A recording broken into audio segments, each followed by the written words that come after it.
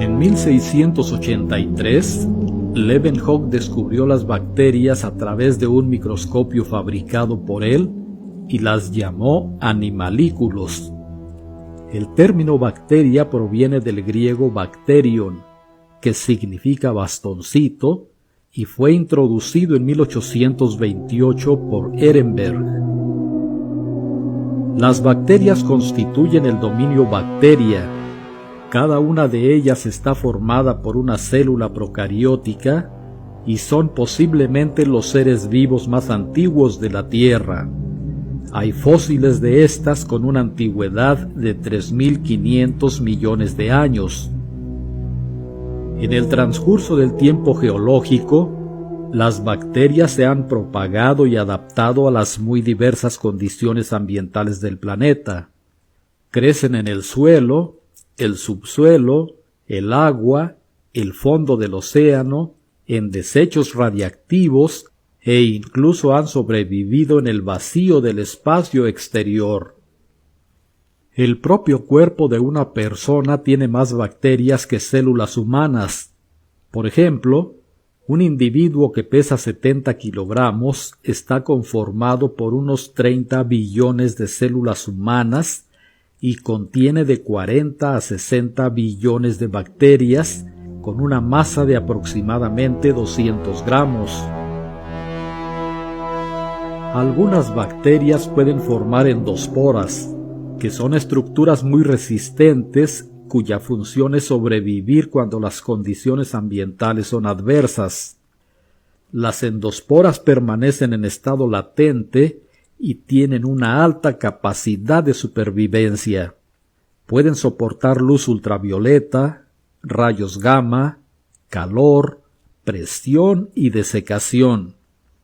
Algunas endosporas que durante 250 millones de años habían permanecido atrapadas en roca, crecieron normalmente al ser incubadas en tubos de ensayo. Las bacterias se reproducen por fisión binaria, una forma de reproducción asexual mediante la cual una célula se divide en dos células hijas idénticas. Una bacteria mide de 1 a 10 micrómetros de longitud y su estructura básica consiste en 1. Pared celular y otras posibles estructuras externas como cápsula, flagelos, fimbrias y pili. 2. Membrana plasmática. Y 3.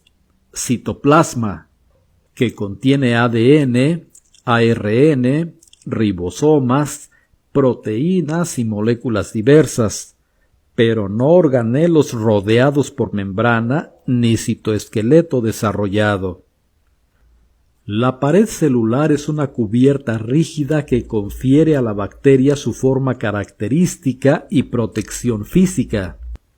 La bacteria produce su propia pared celular de peptidoglucano, constituido por cadenas paralelas de polisacáridos unidas transversal y covalentemente a péptidos.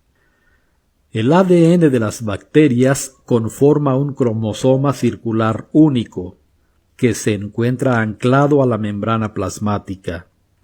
Además, las bacterias contienen habitualmente varias piezas circulares pequeñas de ADN denominadas plásmidos, una de cuyas funciones puede ser resistencia a ciertos antibióticos.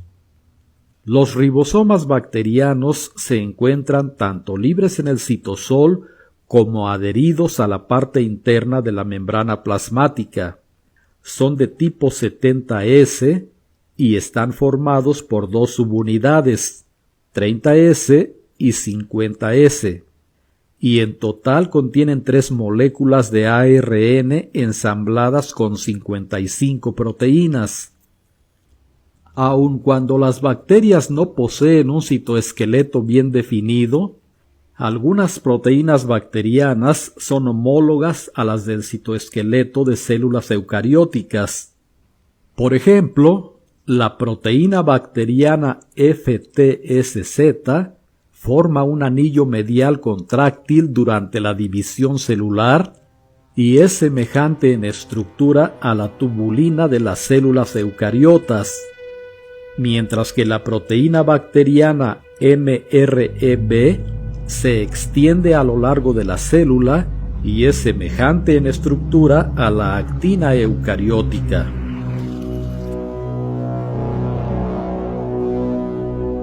Con base en su forma, las bacterias se clasifican en 1. Cocos, que tienen forma redondeada. Si la estructura está formada por 2 cocos, se denomina diplococo. Las estructuras con formas de cadena se llaman estreptococos, y aquellas que tienen forma irregular se conocen como estafilococos. 2. Bacilos.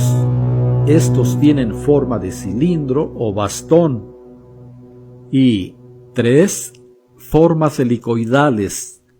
Estas bacterias presentan forma de espiral. Cuando son rígidas se conocen como espirilos. Cuando son flexibles se llaman espiroquetas. Y cuando tienen forma de espiral incompleto, como una curva, se denominan vibrios. No todas las paredes celulares bacterianas son iguales. La técnica de tinción de Gram consiste en la aplicación del colorante cristal violeta, cuya reacción con la pared celular permite clasificar a las bacterias en Gram positivas y Gram negativas. Las bacterias Gram positivas tienen una pared celular gruesa, con numerosas capas de peptidoglucano, las cuales retienen el colorante. Algunas de estas bacterias se rodean, además, de una cápsula o cubierta gruesa y viscosa de polisacáridos, cuya función puede ser adherencia, resistencia a la desecación, material de reserva o patogenicidad. Por otro lado, las bacterias Gram negativas poseen una pared celular delgada y una segunda membrana lipídica denominada membrana externa, la cual no retiene el colorante. El metabolismo bacteriano es muy diverso y por convención se refiere con base en 3 criterios importantes: por su fuente de carbono, por su fuente de energía y por su aceptor de electrones. 1. Por su fuente de carbono, lo que comúnmente se conoce como su forma de alimentación, las bacterias se clasifican en autótrofas y heterótrofas. Las autótrofas obtienen carbono a partir del dióxido de carbono del aire. Las heterótrofas obtienen carbono a partir de compuestos orgánicos. 2. Por su fuente de energía, las bacterias pueden ser fotótrofas o quimiotrofas. Las fotótrofas utilizan luz como fuente de energía. Las quimiotrofas obtienen energía mediante reacciones de óxido-reducción y se pueden subclasificar con base en el tipo de donador de electrones que utilizan. Las que utilizan donadores electrónicos inorgánicos como hidrógeno, amoníaco o azufre se llaman quimiolitotrofas. Las que utilizan glucosa o algunos otros compuestos orgánicos como donadores de electrones se denominan quimiorganotrofas. Y 3.